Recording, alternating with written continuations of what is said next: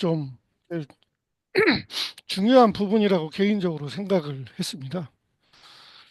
아, 저도 이제 수업을 오랫동안 하다 보니까 요맘때 되면 중학교 3학년들 친구가 상담을 오거나 아니면 수업 문의가 왔을 때 저는 중학교 때 국어 전부 다 A였는데요. 고등학교 때 당연히 1등급 맞는 거 아닌가요? 뭐 이렇게 얘기하는 경우가 되게 많았습니다. 근데 지금 여기에 방장님도 얘기를 하셨지만 수업을 20년 가까이 해보셨지만 중학교 때 A는 고등학교 때 A가 될 수도 있고 안 될 수도 있습니다. 9등급제로 갔을 때 물론 이제 5등급제로 바뀌었지만요. 9등급제로 봤을 때 최악의 경우 4등급까지 떨어지는 친구도 봤습니다. 그러니까 중학교 성적의 A는 반드시 고등학교의 1등급이라고 보기에는 무리가 있다. 물론 1등급 맞는 친구도 있습니다.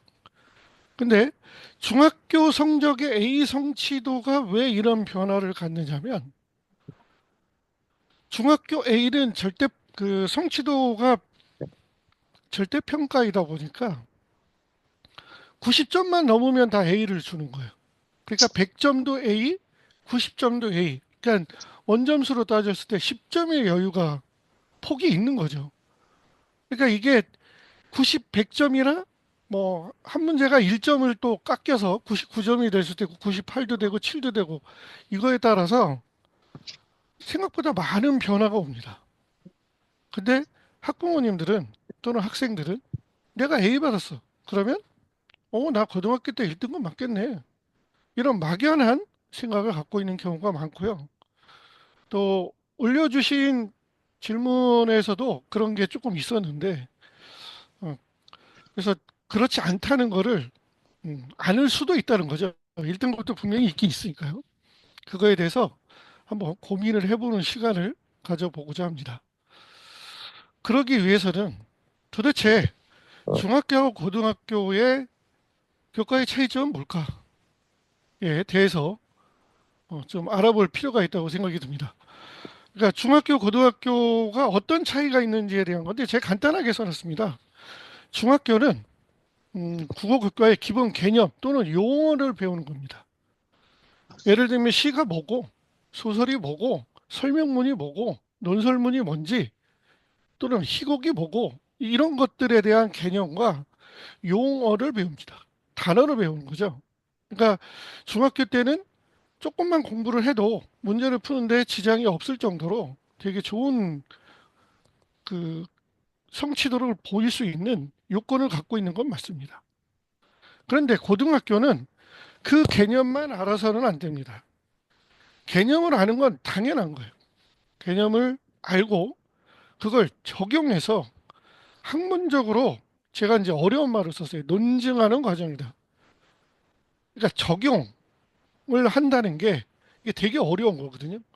그래서 고1이 됐을 때 3월에 모의고사를 봅니다. 그 모의고사를 보면 처음 보는 모의고사거든요. 지문을 처음 보는데 그 지문의 부분들이 학생들 입장에서는 내가 배우지도 않은 걸 갖고 어떻게 시험을 봐? 네, 이렇게 생각하고 되게 힘들어하는 경우가 있었습니다. 그래서 제가 말씀드리고 싶은 건 중학교와 고등학교 국어 교과의 가장 큰 차이점은 중학교는 기본 개념과 용어를 배우는 수준까지가 다다. 그리고 고등학교는 그걸 적용해서 논증하는 과정이 필요하다. 가장 대표적인 게 여기 계신 분들도 고등학교 때 다 배웠던 지금은 그게 중학교로 내려가 있거든요. 세종어제 훈민정음이라는 중세 국어 문법이 있습니다. 아마 저보다 나이가 저는 개인적으로 학번상으로 꽤 앞번호입니다. 네, 그 이제 586이겠죠. 586의 끄트머리긴 하지만 제가 다닐 때는 국어 교과서가 한 권이었고요. 지금은 9종 또는 14종까지도 늘어나기도 합니다. 그때는 교과서에 훈민정음이 없었어요. 훈민정음 서문이. 그냥 훈민정음이 있다는 것만 배웠지 서문까지 직접 배우지는 않았거든요. 근데 중학교 때 지금 3학년 2학기에 훈민정음 서문이 들어가 있습니다. 중세국어 문법에서 훈민정음의 창제 원리, 훈민정음 서문을 이해하는 것까지 수업적으로 나가게 돼 있어요. 어법적으로는 다 완벽하게 배우지 않더라도. 근데 이게 고등학교 올라가면 고등학교 1학년 2학기에 기말고사 또는 학교에 따라서 중간고사 어쨌건 1학년 2학기 때 이 부분을 다시 배웁니다. 그러면 학생들은 뭐라고 얘기를 하냐면요. 음, 이 부분에 대해서 약간 문제를 삼기는 합니다. 학교에서 어떻게 얘기를 하냐면 니네 중학교 때 배웠지? 네. 한 명이 대답을 하면 다 배운 게 돼요. 예. 그런 문제점이 있습니다. 이거 잠시만 좀 끊어주시고요. 제가 잠깐만 갔다 왔습니다. 제가 기계 주차해서 차를 빼야 되는데 갑자기 연락이 와서 저 아까 말씀드린 대로 어, 중학교 때 그거를 배웠지만 고등학교 올라와서 앞에서 배웠다라면 다 배웠다고 하는데 그 문제 풀이 자체가 완전히 차원이 다릅니다. 그러니까 훈민정음을 맛배기만 보고 고등학교 올라와서 걔를 속까지 들어가거든요. 그러니까 거기에 쓰인 어법이 어떻게 되고 어떤 과정을 거쳤고 이런 거를 다 알아야만 문제를 풀 수 있는 형태로 밖에서 나타납니다. 그래서 제가 한번 그 중학교 성적하고 고등학교 성적을 아까 말씀드린 대로 A 성취도가 1등급이 아니라는 것을 아닐 수도 있는 겁니다. 아니다라고 단정적으로 제가 쓰긴 했지만 아닐 수도 있다는 것을 한번 음, 보여드리도록 하겠습니다.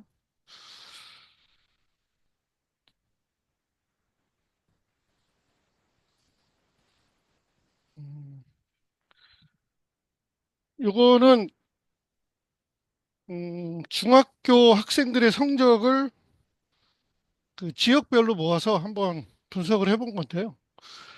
여기 보이는 거는 세종시를 일부러 보여드리도록 하겠습니다. 세종의 보람중학교라는 게 있는데 세종의 중학교는 총 27개가 있습니다.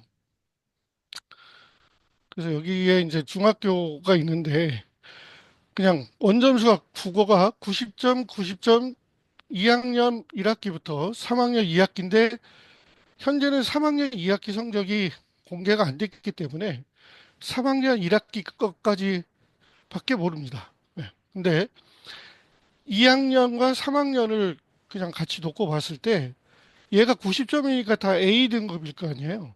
그런데 여기를 보시면 아닌 거를 알 수가 있어요. 5등급제로 가면 얘가 96% 안에 들어야 되거든요. 네. 근데 얘는 81이 나오고요. 원전수가 90이고 평균이 74.4이기 때문에 실제로 보면 81.5%밖에 안 돼요.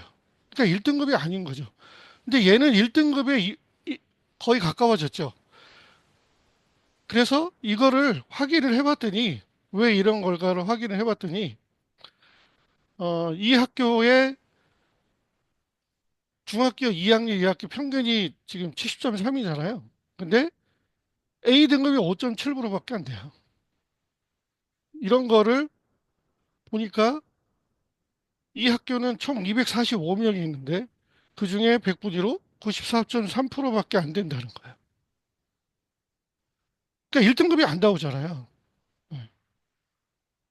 하나를 더 보여드리면 이건 대전인데요.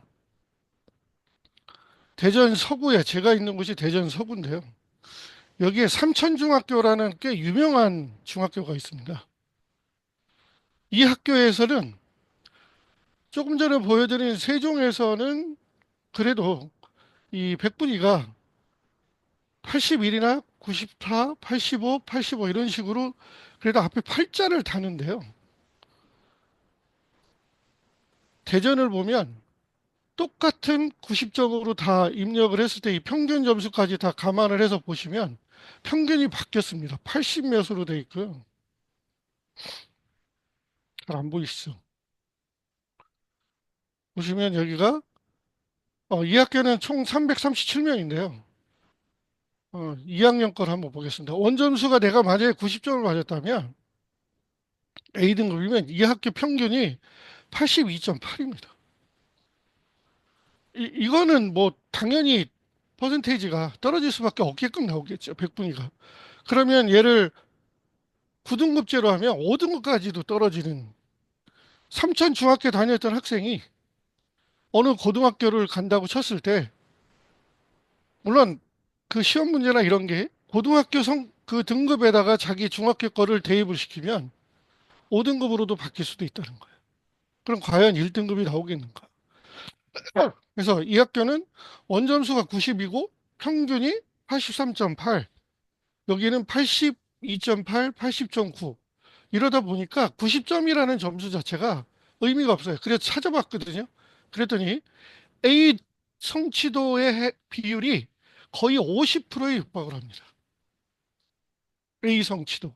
그렇게 되면 당연히 예, 물론 시험 문제가 어렵고 쉽고 이런 건 있지만 성취도율로만 봤을 때 그렇다는 겁니다. 그래서 이런 등급 자체가 5등급제로 가도 3등급밖에 안 되는 거죠. 얘도 마찬가지로. 그래서 전체적으로 보면 이렇게 더 전체적인 부분들이 나쁘게 나올 수밖에 없는 겁니다. 거의 비슷합니다. 총 이 평균이 56.32%밖에 안 돼요.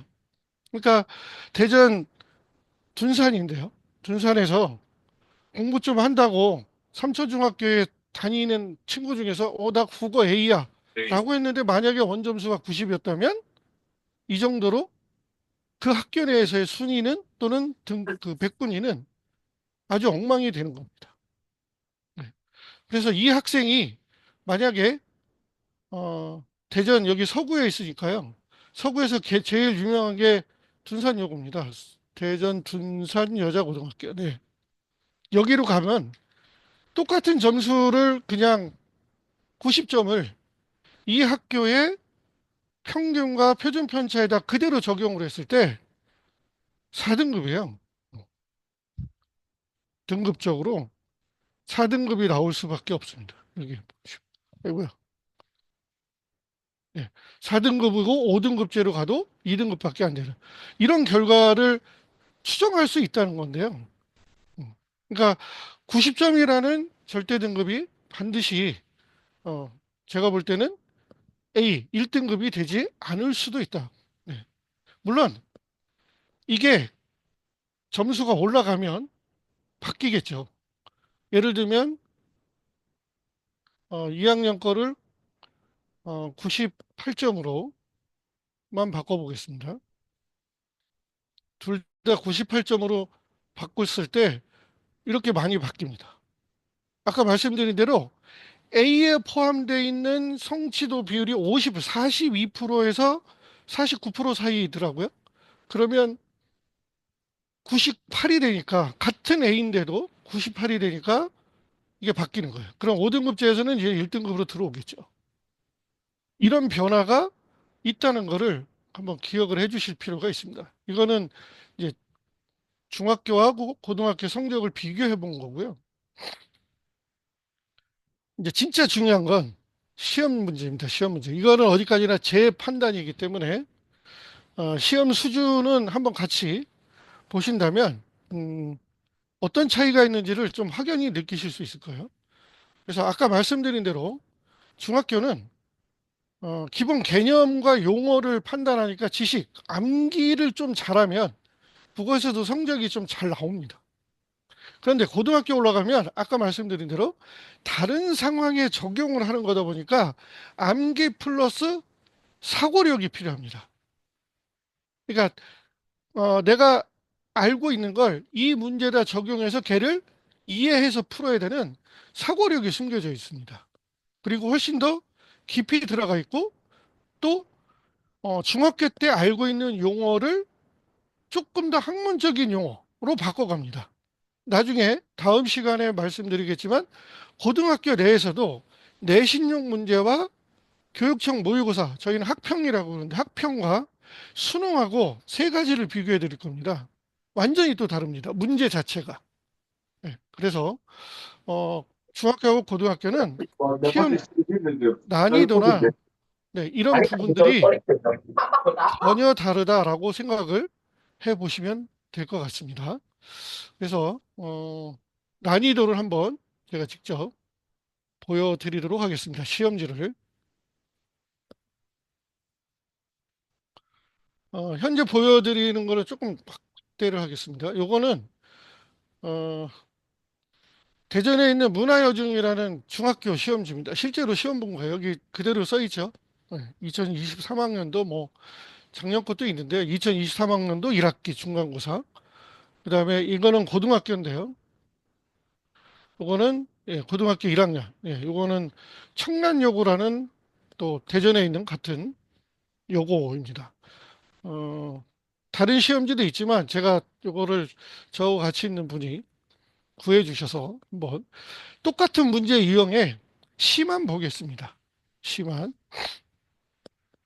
시 한 편을 놓고 그 시에 담긴 시인의 심미적 인식에 가장 가까운 것은 이거는 학교에서 수업 시간에 설명해 준 거라서 외우면 맞출 수 있는 겁니다. 이 시를 다 읽어보면 요거하고 관련이 있다. 그러니까 결국 주제하고 관련이 있는 거를 찾으라는 거겠죠. 두 번째로 가면 그래도 얘는 이 학교는 조금 중학교 3학년이라서 이런 용어들을 집어넣어서 보기에서 고르게 돼 있습니다. 근데 요것도 요 내용 지금 보이시는 요 어린 배어나무 이런 내용들의 여기에 있는 내용을 선생님이 수업하실 때 자습서에 있는 걸 다 불러주시거든요. 그럼 그거를 받아 쓴 거를 가지고 여기서 고르기만 하면 됩니다. 그러니까 몇 번 외우면 되죠. 예. 이 3번 문제는 어려워 보이지만 여기서 심상이라는 용어가 나는데 심상이 이제 저는 국어선생이니까 알지만 이미지입니다. 이미지. 청각이 쓰여 있느냐, 시각이 쓰여 있느냐를 읽고 같은 걸 찾는 거예요. 여기서 후각이 있어서 아마 썩는 냄새, 후각이 있어서 답을 1번으로 준 것 같거든요. 기억이. 여기 보면 진동하겠지 상처의 향기, 후각이라는 걸 너무나 쉽게 보여주잖아요. 음. 그리고 같은 시에서도 시를 읽고 깨달은 거, 이거는 그냥 주제만 알면 다 맞출 수 있는 거고, 표현할 때, 그림으로 표현할 때, 예, 그래도 약간은 외운 거를 조금은 확장을 시키려고 노력을 했습니다. 그런데 고등학교 시험지로 가보겠습니다. 일단 작품이 하나가 아니라 두 개로 늘어납니다. 벌써 작품의 개수가 바뀌죠. 중학교는 45분 안에 문제를 다 풀어야 되고요. 고등학교는 50분입니다. 1번 문제를 보셔도 가와 나의 공통점으로 가장 적절한 것은 네, 가하고 나하고 공통점을 찾고 있기 때문에 조금 다르게 나타나겠죠. 그러니까 조금 전에 보여드렸던 중학교 시험지는 얘만 알면 됩니다. 하나만.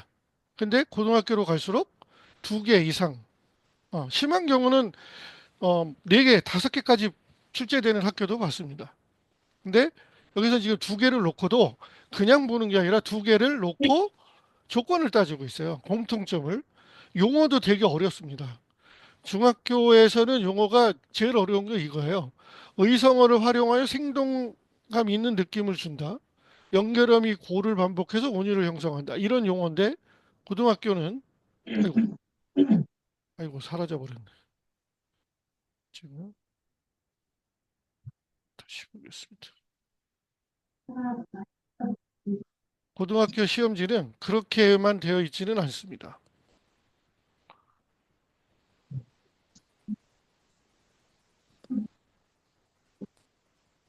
네. 가시기 전에 이거 보이십니까? 멍하고 있는 거.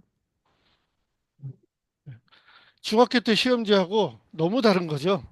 그래서 학생이 이렇게 문제를 안 풀고 멍하고 그림을 그릴 정도로 시험 문제가 본인은 어려웠던 쟤는 겁니다. 생각을 네. 이거 지금 내가 강의 들으려고요. 그래서 보시면 자 여기 응. 보시면 다시 보시면 아까는 보기에서 몇 개를 고른다고 되어 있지만 응.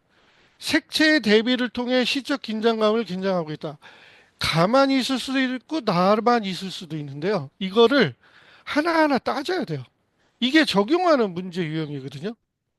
그러니까 중학교 시험 문제하고 고등학교 시험 문제하고 차원이 다른 겁니다. 아예 평가 방식과 접근 방식이 달라요. 이거에 대한 대비를 하느냐 못하느냐가 중학교, 고등학교 국어 성적을 좌우한다고 보시면 됩니다. 수능은 얘보다 더 한 단계 더 나아갑니다. 사실은. 그런데 여기에서 이런 문제를 하나만 보는 훈아, 문제풀이를 하다가 이리 와볼래? 갑자기 갑자기 두 개의 작품을 가지고 비교 분석해서 공통점과 차이점을 물어보고 있으면 학생들 입장에선 되게 당황스럽습니다. 중학교 때 이런 문제를 못 보니까요. 그리고 나서 대립적 시어를 사용해서 중학교 때는 이게 뭐하고 뭐라는 시어를 주고 얘가 대립이 들어 밝음과 어둠 이런 식의 용어를 줘요. 근데 고등학교는 그거를 뭉뚱그려서 하나로 보는 거예요. 대립적 시어라는 한 단계 높은 단계의 문장으로 서술하는 거예요. 그래서 대립적 시어를 사용해서 시적 의미를 강조하고 있다. 근데 지금 이거를 보시는 분들도 대립적 시어를 사용해서 시적 의미를 강조한다. 국어 선생님이 아닌 다음에는 저게 도대체 무슨 뜻이지, 시에서? 그거를 느끼실 거예요. 제가 판단할 때. 이 시 내에서 있는 것 중에서 대립적 시어가 있는지 없는지를 먼저 찾고 그게 시적 의미를 강조하는지 안 하는지까지 알아야 돼요.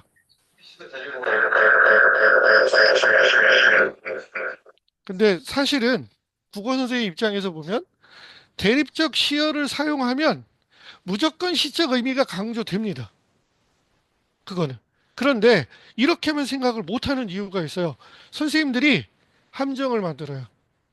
대립적 시어를 통해서 시어의 의미를 강조하는 게 아니라 다른 말로 살짝 바꿔놔요. 예, 수능도 그렇습니다. 앞에 있는 조건과 뒤에 있는 부분이 달라지는 문제풀이가 되는 거죠. 그 다음에 또 역시 이번엔 시 하나를 이야기한 거지만 그냥 중학교 때 거 시험을 보시면 시험지를 보면 주제만 알아도 풀 수 있는 내용들이거든요. 그냥 쭉 읽으면 그런 내용으로 보여요. 근데 고등학교 시험지를 보면 조건 여기에서 뭐를 나타낸다, 뭐를 나타낸다 해서 직접 여기에 있는 시어를 갖다가 연결해서 끊어다 놓고 걔를 그 상황에 맞게 적용해서 분석하는 사고력을 요합니다. 이게 중학교와 고등학교 시험 문제의 가장 큰 차이점입니다. 또 보기가 반드시 고등학교 내신에는 주어집니다. 중학교 때는 아까 보여드린 대로 그런 거 없죠. 그냥 하나만 알고 요 정도 심상 아주 간단한 조건 하나에 찾으면 되는데 고등학교 시험지는 얘하고 이 위에 있는 애를 비교를 하고 그러면 전체적으로 학생 입장에선 작품이 세개가 되는 거예요. 맞잖아요. 그런데 이게 교과서에 있느냐? 보기는 대부분 교과서에 없습니다. 이러니까 이런 시험 문제를 보면 얼마나 당황하겠습니까? 네. 그래서 여기에 보면 보기의 화자 A가 가시의 화자 B와 나눈 대화다. 그럼 두 작품을 다 이해를 해야만 밑에 있는 선지를 통해서 아닌 거를 찾는 거예요. 옳은 것도 아니고 아닌 걸 찾아요. 그러면 하나씩 보고 위에 올라가서 확인해서 하다 보니까 가장 중요한 제한된 시간이 초과될 가능성이 엄청 높은 거죠. 그리고 그 다음 문제도 보셔서 가의 너와 나에 대한 거, 이제 가시를 더 물어봤죠. 그래서 그거를 가지고 문장으로 만들어서 화자와 청자에 대한 이야기로 정리를 해주고요. 5번 같은 문제는 수능에도 그대로 나옵니다. 5번은 보기에 개념이라든가 조건을 줍니다. 이 조건에 맞추어서 얘를 이해하라. 이게 좀 더 세분화되고 좀 더 깊이 들어가 있다는 걸 알 수가 있습니다. 문제만 보고도. 마지막 문제에서 보시면 적절하지 않은 건 나시에 대해서 여기도 아까 보여드렸던 중학교 때 시험 문제에 요 내용하고 비슷한 것들이 쓰여 있긴 합니다. 분명히. 예. 그게 여기 와서는 조금 더 단순해 보이지만 복잡합니다. 이것도 완벽하게 그 작품을 이해하지 못하면 되게 어렵습니다. 물론 어, 답을 주는 것들은 국어에서는 국어는 크게 영어처럼 주어부와 서술부로 나눠지는데 주어부보다는 서술부를 잘 이해를 해야 됩니다. 국어 시험 문제를 풀 때는. 여기에서도 누우며 좌절하고 있다는데 이 시를 읽으면 좌절하지 않거든요. 김수영의 풀이라는 시인데요. 좌절하지 않는 거라서 이 좌절이라는 부분의 용어가 틀린 거예요. 근데 이걸 어디서 할 수 있냐면 서술어에서 할 수 있거든요. 이 시에서. 뒤에 가서 먼저 일어난다. 그러니까 좌절한 게 아니죠. 네, 이런 거는 이제 다 알아야 되는 거지만 어쨌건 제가 설명을 드리고 싶은 건 중학교 시험 문제와 고등학교 시험 문제는 아예 차원이 다른 거예요. 물론 중학생 입장에서의 이 시험 문제도 결코 쉬운 건 아닙니다만 근데 보시면 얘는 82점을 맞았고 얘는 71.3이에요. 분명히 시험 준비 열심히 했을 거거든요. 네. 그럼에도 불구하고 원점수가 떨어지게 됩니다. 네. 이런 문제점이 보여지고 있습니다. 그래서 시만 봐도 이런데요. 소설도 잠깐만 보겠습니다. 요거는 소설입니다. 소설. 노새 두 마리라는 소설인데 중학교 교과서에 나오는 건데 여기 보시면 문제가 되게 간단 명료하죠. OX로 풀어서 별로 고민 안 해도 됩니다. 물론 이런 서술상의 특징이라는 어려운 용어가 하나 있으나 얘는 어, 설명을 해주는데 좀 쉽게 설명해 줍니다. 또 문장 자체가 쉽습니다. 등장인물이 중심인물의 말과 행동 등을 전달한다. 그러니까 관찰이라는 거거든요. 그러니까 되게 쉽게 설명을 하는데 고등학교로 가면 소설조차도 확연히 달라집니다. 네. 여기 보면 이태준의 달밤 얘는 수필이긴 합니다만 네. 벌써 문장도 길어지고 서술상의 특징도 살짝 바꿔줍니다. 그리고 이런 내용들이 여기에서 이제 소설이 여기 있네요. 소설도 있고 아닌 것도 있고 여기 나는 소설이잖아요. 그러면 벌써 문제가 또는 선지가 길어지고 조금 더 어려워진다는 것을 판단하실 수가 있습니다. 그래서 제가 권해드리고 싶은 건 중학교 시험 문제하고 고등학교 시험 문제는 분명히 다르다. 그러니까 중학교 때 개념만 알던 거에서 고등학교 때는 그거를 개념은 당연히 알고 있어야 되는 거예요. 그거를 통해서 적용하고 사고력으로 접근할 수 있는 문제가 많아지고 지문, 교과서 시험 범위 외 지문도 많이 들어오기 때문에 폭넓은 공부를 해야 되는데 이게 되게 어려운 과정이긴 합니다. 네. 일단은 시험 문제를 통해서 떤 차이점이 있는지를 먼저 좀 보여드렸습니다. 네. 혹시 여기 설명한 것 중에서 물어보실 게 있을까요? 없으신가요? 있으시면 채팅방에 올리셔도 됩니다. 네. 채팅방에 올리셔도 제가 물론 미리 그 질문을 주신 분들이 있었기 때문에 네. 그래서 시험 문제 자체만으로도 중학교와 고등학교는 완전히 다른 거다. 근데 이 다른 거를 대부분 인식을 못하고 야, 너 중학교 때 학부모님 입장에서 너 중학교 때 항상 A 맞던 애가 왜 이게 3등급 이게 뭐야? 이렇게 얘기를 하시는 경우도 있어요. 그러니까 그거는 학생이 중학교 과정에서 고등학교로 넘어가는 과정에 대한 준비가 되어 있지 않다는 걸 의미합니다. 과연 이게 국어만 이럴까요? 여기도 영어 선생님과 수학 선생님이 계시고 과학과 사회도 계실 텐데 우리 영어 선생님 입장에서 봐도 당연히 다를 거라고 생각을 합니다. 네. 그러니까 초등학교에서 중학교로 넘어올 때 다른 것처럼 중학교에서 고등학교에 넘어올 때도 분명히 바뀌고 있다는 걸 알 수가 있습니다. 이거에 대한 인식이 먼저 돼 있어야 됩니다. 학생이건 학부모님이건. 네. 그래서 일단은 시험 문제로 이 부분을 조금 말씀을 드렸고요. 음, 이 부분이 질문이 없으시면 자 그럼 고등학교 올라가면 국어 성적을 어떻게 우리가 성적표로 받느냐? 원점수라는 거를 최종적으로 받잖아요. 그런데 중학교 때도 물론 그렇습니다만 고등학교 때는 조금 더 다르게 중학교하고 비슷하지만 좀 다릅니다. 뭐가 다르냐면 고등학교 국어 성적 산출은 학년에 따라서 다릅니다. 1학년 같은 경우는 고정 분할 점수라는 거로 인해서 성취도를 평가하고 등급은 석차입니다. 석차. 그러니까 쭉 일렬로 점수를 등수로 세웠을 때 전체 인원 중에 몇 프로. 지금 이제 5등급제로 바뀌었으니까 100명이 있다.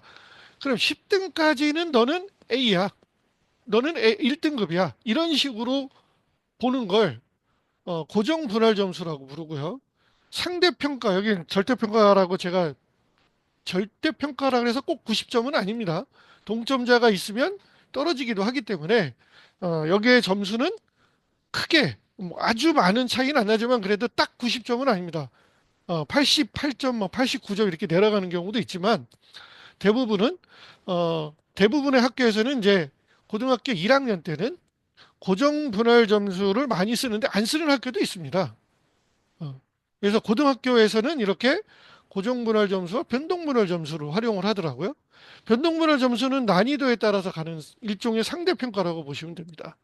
그래서 제가 몇 개 학교를 봤더니 일반고 같은 경우는 고1 때 국어, 그다음에 통합사회, 한국사, 네, 이런 것들은 영어까지 대부분 고정 분할 점수제를 택하고 있는 학교가 좀 더 많았습니다. 네. 근데 2학년 올라가면 아닙니다. 선택 과목제로 바뀌는 순간부터 거의 대부분이 변동 분할 점수로 변화가 와서 등급에 따라서 또는 이 성취도의 상황들이 변화가 오기 시작을 합니다. 그런데 이 고등학교 국어뿐이 아니라 대부분이 마찬가지겠지만 원점수를 획득하는 데 있어서 조금 전에 제가 보여드렸던 시험지는 지필평가라고 부릅니다. 중간고사, 기말고사라고 쓰지 않고 지필평가 1차, 2차라고 써서 지필평가라고 부고요. 그리고 이제 요즘 유행하는 중학교 때부터 연습을 하는 수행평가가 있습니다. 그럼 이 비중이 어떻게 되느냐에 따라서 원점수의 차이가 엄청 많이 납니다. 예전에 저희 그 나침반 에듀의 방장이신 김홍 선생님의 강의를 들어보신 분들은 그거를 아마 들어본 적이 있으실 거예요. 지필고사와 수행평가의 비율에 따라서 점수 차이가 어떻게 바뀌는지. 지필 점수가 똑같이 90점이라 해도 수행평가 비율에 따라서 그게 A가 될 수도 있고 1등급이 될 수도 있고 아닐 수도 있고 이런 점수 차이들이 엄청나게 변화가 오는 것을 알 수가 있습니다. 그래서 제가 조금 몇 개를 조사를 좀 해봤더니요. 일반고는 지필 대 수행이 70대 30도 있고요. 지필이 그러니까 내신 시험이 70이고 수행이 30인데 대다수는 6대 4입니다. 대다수는 지역 자사고인데요. 지역 자사고는 4대 6부터 시작하고 5대 5도 별로 없습니다. 특목고는 4대 6부터 시작하고요. 전국 자사고도 6대 4도 있지만 4대 6부터 시작합니다. 6대 4는 잠시 후에 제가 보여드리는 천안 북일고가 있습니다. 네. 그래서 이 학교들을 몇 개만 좀 제가 보여드리도록 하겠습니다. 지금 보이는 건 여기 보이시듯이 해강고인데요. 부산에 있습니다. 부산에 있는 일반 고등학교입니다. 어, 제가 뭘 잘못 눌러서. 네. 일반 고등학교의 어, 국어과를 한번 보도록 하겠습니다. 어, 고등학교 지금 올라간 친구이거나 학부모님께서는 1학년뿐이 아니라 다른 학년, 3학년도 또는 2학년도 지금 제가 보여드리는 건 저만 갖고 있는 게 아니라 누구나 다 볼 수 있습니다. 학교 홈페이지 들어가면 다 올라와 있습니다. 여기 보시듯이 몇 학년도 몇 학기 교수 학습 및 평가 운영 계획이라는 걸 다운을 받으시면 보실 수가 있는 거예요. 그렇게 보면 이번 학기 때 어떻게 학생들을 평가하고 어떻게 할 거라는 거에 대한 무엇을 배울 거라는 거에 대한 범위나 진도가 이미 나와 있습니다. 미리 한번 준비를 하시게 되면 예습을 할 때 도움이 되겠죠. 그래서 이건 1학년 2학기라서 2학기니까요. 국어 단원에서 5단원, 6단원, 7단원, 5단원, 6단원, 7단원에서 8, 9에서 이렇게 나가고 수행평가가 있고 이렇다는 걸 다 써놨습니다. 보시면 됩니다, 이거를. 그러면 이 밑에 보면 세부 계획들이 나와 있거든요. 그래서 이 학교는 현재 지필평가 2회 30, 중간 30, 기말 30, 수행평가 2회 40. 그래서 60대 40%의 비율로 지필이 60, 수행이 40이라는 평가 기준으로 간다라고 여기 써 있습니다. 네. 그리고 단답형도 나올 것이고 서답형도 30%가 나온다. 이렇게 아예 조건을 주고 있고요. 여기에서는 산출 방식이 여기서 단위 산출 분할 점수니까 얘는 변동 분할 고정이라는 단어가 없으면 변동 분할 점수입니다. 이 학교는. 그러니까 상대평가라는 거죠. 그렇다는 얘기는 생각보다 이 학기 시험 문제가 어렵다는 뜻도 됩니다. 그리고 나서 뒤에 가서 보시면 어, 뭐가 있냐면요. 이 평가 기준표가 있습니다. 지금 여기 보이시나요, 혹시? 조금 더 크게 보겠습니다. 자, 지필고사는 봤어요. 책 한 권 읽기. 아, 그러면 만약에 고등학교 1학년이 돼서 학생부를 준비하는 상황이 됐을 때, 아, 국어는 도서를 한 권 정해야 되는구나. 라는 걸 우리가 알 수 있는 거죠. 다른 과목도 보면 꼭 책을 읽어야 되는 과목을 찾아낼 수 있다는 뜻입니다. 네. 30%인데 두 번째는 배움 일기래요. 그래서 독서 일지를 쓸 때 평가 기준이 상중하, 상중하 있고 여기에 배점이 나옵니다, 이제. 여기에 평가 기준에 배점이 있어요. 그래서 30점으로 돼 있는데 만점에 20점이 참여하지 않을 때, 그럼 10점의 차이가 나는 거잖아요. 그런데 이 10점이 생각보다 점수의 영향력이 큽니다. 생각보다. 네. 뒤에서도 역시. 그러면 아예 제출을 안 했다 그러면 20점이 이 30점에서 여기는 40점으로 돼 있고 이것도 100점 만점으로 30점 또 30점, 40점 세 파트로 해서 안 냈을 경우에 점수대가 해서 기본 점수가 52점밖에 안 돼요. 네. 그럼 얘를 100점을 맞으면 아까 40%니까 40점이 되는 거잖아요. 근데 90점을 맞으면 36점이 돼서 4점이 날아가는 거예요.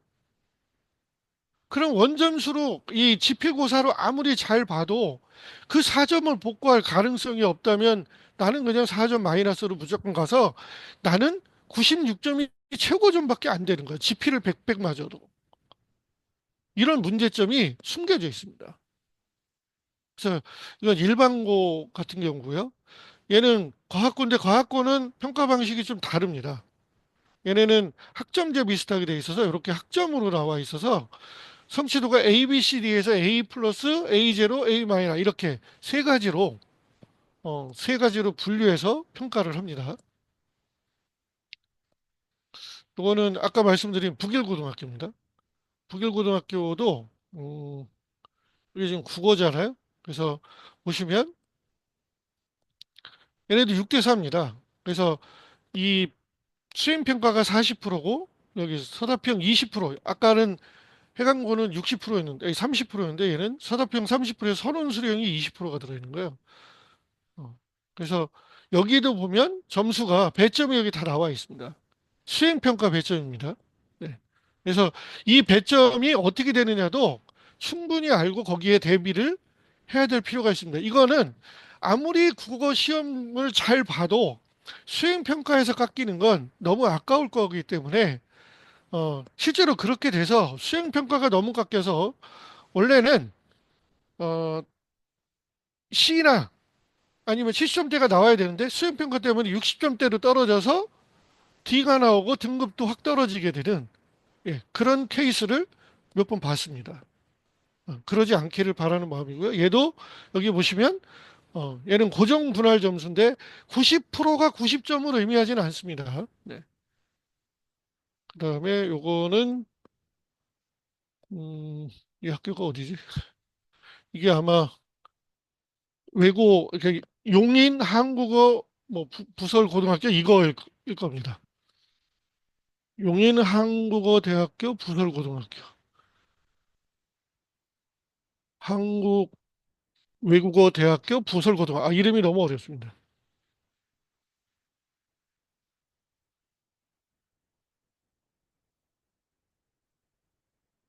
그래서 이게 지금 요 상황이 그렇게 돼 있는데요. 여기도 보시면 여기는 지필이 30이고 수행이 70입니다. 그러니까 수행에 목숨 걸어야 되는 거죠. 지필도 물론 잘 봐야 되겠죠. 30점 그냥 30점으로 보고 얘를 70점으로 봤을 때 네, 여기에서 이 애들은 나름 성적은 잘 나올 거 아니에요. 그러니까 결국 수행에서 갈라진다고 볼 수가 있습니다. 수행에서. 네. 그래서 이 학교도 여기에 보면 이렇게 원점수로 여기는 원점수로 한다고 되어 있습니다. 근데 이 학교는 수행이 70이면 60점을 평균으로 봐도 60점이 넘는다고 봐야 되거든요. 다 열심히 할 거기 때문에. 네. 그러면 1, 2점 차이에 따라서 이제 석사 등급은 엉망이 되겠으나 제가 볼 땐 이 정도면 음, 기본적으로 80점이 무조건 넘을 거라고 예상을 해서 등급에 관계없이 성취 등급은 높게 나올 가능성이 높습니다. 90점만 돼도 A가 나올 테니까요. 네. 이렇게 학교마다 이런 특성들이 있다는 거를 아시고 이거 뭐 찾는 거는 생각보다 어렵지 않으시기 때문에 어, 이렇게 아까 말씀드린 대로 몇 학년도 몇 학기 교수 학습률 평가 계획 요거를 홈페이지 들어가서 찾아보고 확인해 보시는 것도 나쁘지 않다고 생각이 듭니다. 네, 그래서 일단 중학교와 관련되어 있는 국어는 제가 이렇게 간단하게 설명을 드리고요. 고등학교 거는 얘보다 좀 어려울 또 시간이 조금 더 걸릴 거라고 예상이 듭니다. 그래서 지금은 여기에 올려주신 Q&A를 한번 보고 말씀을 드릴 건데 그 전에 혹시 더 궁금하신 게 있으시면 질문해 주시면 제가 아는 한도 내에서 답변을 드리도록 하겠습니다. 자, 한번 여기 있는 거부터 먼저 보겠습니다. 중학생 때는 인강이나 홍공으로 가능한지가 궁금합니다. 홍공은 혼자 공부한다는 걸 줄여서 하는 말이겠죠. 어, 가능 여부는 얼마든지 가능하죠. 네. 단지 가능하긴 하나 아까 말씀드린 대로 중학교에서 고등학교의 과정을 이해를 하면은 훨씬 더 좋겠죠. 근데 인강이나 홍공을 한다 그래서 문제가 생기는 건 아닙니다. 근데 되도록이면 중학생 때는 인강 홍공을 하면서 제가 권해드리는 수업은 문해력 수업입니다. 그거를 뭐 독서 수업을 하실 수도 있고 논술 수업을 하실 수도 있고 또 아니면 중학교 학원에서 국어 수업을 할 수도 있긴 한데요. 문해력 수업으로 되어 있는 곳을 찾아서 문해력 수업을 수업대로 가고 인강이나 홍공을 할 때, 특히 인강을 할 때는 돈 여러 뭐 많이 들이실 필요 없이 EBS에 가면 다 있습니다. EBS에 가시면 중등 EBS에 중학교 전 출판사에 대한 영상이 다 있습니다. 그걸 찾으셔서 한 번 보는 게 아니라 최소한 3회 정도 반복해서 볼 수 있게 해주신다면 중학교 때는 국어 점수가 크게 떨어지지 않을 수도 있습니다. 대신 반드시 문해력 수업을 병행하셔야 됩니다. 안 하면 국어에 대한 흥미도 떨어질 뿐더러 다른 공부하는데도 영향을 미칠 수 있다고 저는 생각합니다. 2번 추가로 평소에 국어 공부를 어떻게 하느냐 아까 말씀드린 대로 그리고 의무적으로 학생한테 글 읽기를 시키셔야 됩니다. 글 읽기도 어려운 거 시킬 필요가 없고요. 제일 좋은 건 교과서입니다. 이 세상에서 가장 학생들이 이해하기 쉽고 받아들이기 쉬운 글은 교과서입니다. 교과서는 엄격한 심사를 거치고 선정을 한 거기 때문에 그 지문들도 마찬가지고 그리고 검정, 통과가 된 거기 때문에 교과서에 있는 글을 읽게 하는데 학생이 교과서 글을 읽기 싫어하면 흥미를 가질 수 있는 글인데 소설도 좋고요. 학년에 따라서 동화책도 좋고 또 때에 따라서는 만화책도 관계없습니다. 그래서 국어라는 과목이라는 그런 한정된 부분보다는 읽기 공부를 할 수 있는 습관을 읽기 하는 그런 습관을 키워주시는 게 좋습니다. 음. 근데 읽을 때 되도록이면 소리 내서 읽게 하십시오. 소리 내서 읽는 거와 소리 내지 않고 읽는 건 완전히 다른 겁니다.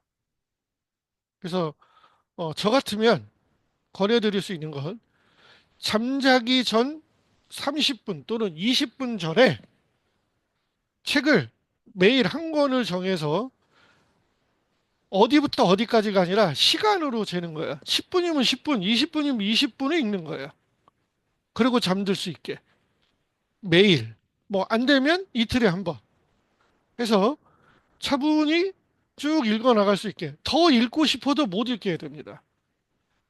20분 정도를 정하시면 저는 밑에 독해 지문이나 문제풀이를 해야 된다고 생각하시는데 중학교 때는 안 하시는 게 좋습니다. 오히려 문해력을 키울 수 있고 읽기 능력을 키우는 거를 통해서 책을 한 권을 정해서 끝까지 읽는데 하루에 20분. 대신 그 책을 한 번 읽고 끝나면 안 됩니다. 같은 책을 세 번 이상 읽게 하십시오. 그래 주시기를 저는 권하고 있습니다. 근데 지금 제가 얘기한 건 되게 쉬운 방법이잖아요. 근데 실천하시는 분이 거의 없습니다. 이거 실천하면 국어는 1등급이 아니라 상위 1%에 들을 수도 있습니다. 중학생부터 단계별로 풀기 적절한 비문학 문제집. 네.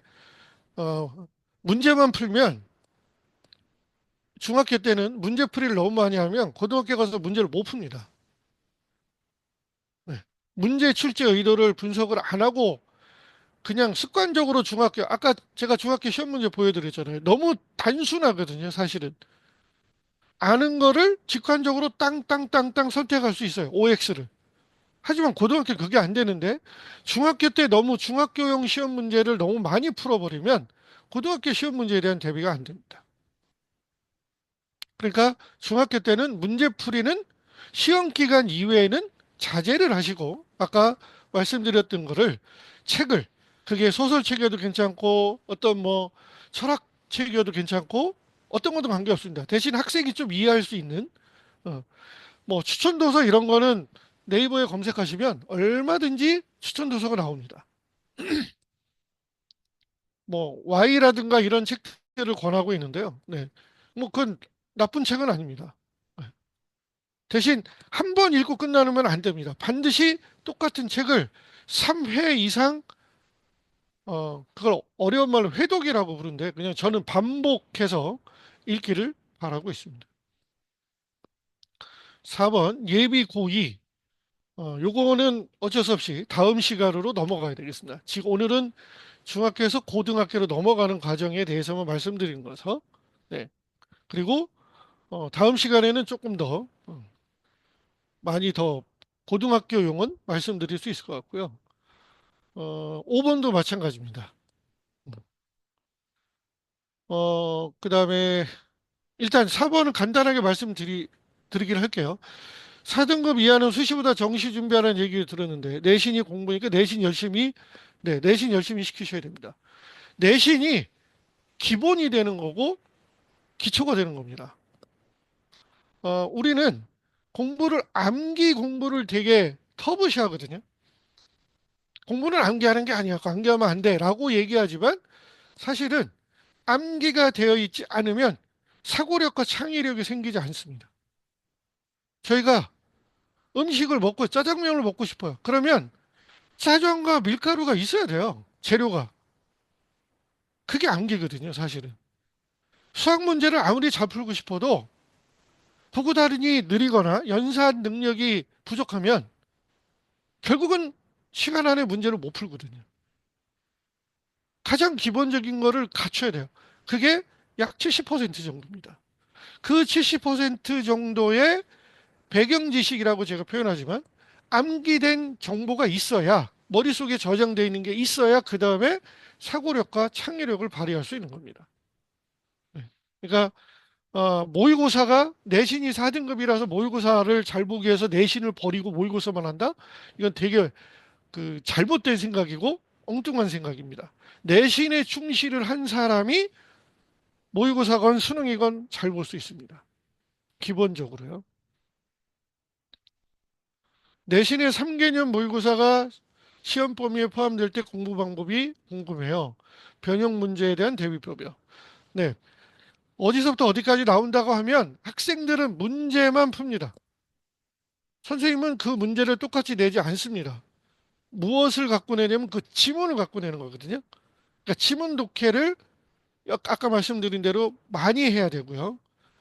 또 그 지문 독해를 도와주는 게 바로 그 모의고사 3개년이면 3개년 모의고사의 뒤에 붙어 있는 프리집입니다.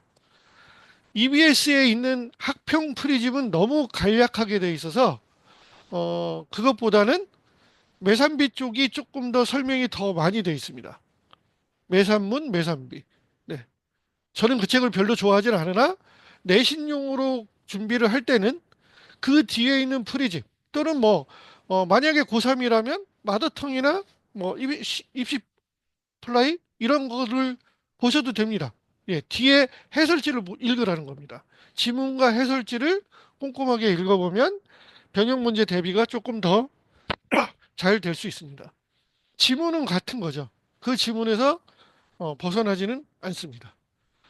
22 개정 국어하고 15 개정 차이점 없습니다. 국어는 평가 방식이 말하기, 듣기, 읽기, 쓰기에서 벗어나지 않습니다. 작품만 변화가 오는 거고 글이 바뀌긴 하겠죠. 교과서에서. 그리고 지금까지는 객관식의 문제가 조금 더 많았다면 고교학점제로 넘어가서는 소수령 문제가 조금 더 늘어나는 추세다. 또 그렇게 의무적으로 하게끔 하고 있다라고 생각하시면 됩니다. 예비 고사입니다. 모고는 1, 2등급 나오는데 내신 등급이 안 좋은데 아까 말씀드린 대로 그렇다고 내신을 버리시면 안 됩니다. 한 번쯤은 내신에서 정말 올인을 해서 점수가 잘 나올 수 있게끔 연습을 하는 게 좋습니다. 네. 문학 작품이 이해가 안 되는 아이는 어쩌죠? 네. 어, 소설을 좀 아주 쉬운 동화부터 네.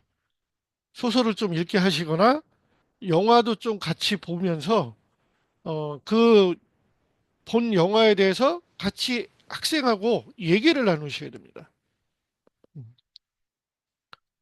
물론 문학 작품이 이해가 안 된다는 건 학생이 문학에 관심이 없다 이런 것도 있겠지만 어떤 상황을 시각화시키는 부분이 즉 장면화시키는 부분이 좀 부족해서 그런 거거든요. 네. 비문학에 손을 못 대는 아이는 어떻게 접근할 수 있나? 예. 이게 아까 말씀드린 문해력을 바탕을 시간이 걸리더라도 걔를 먼저 채워주셔야만 할 수 있는 겁니다.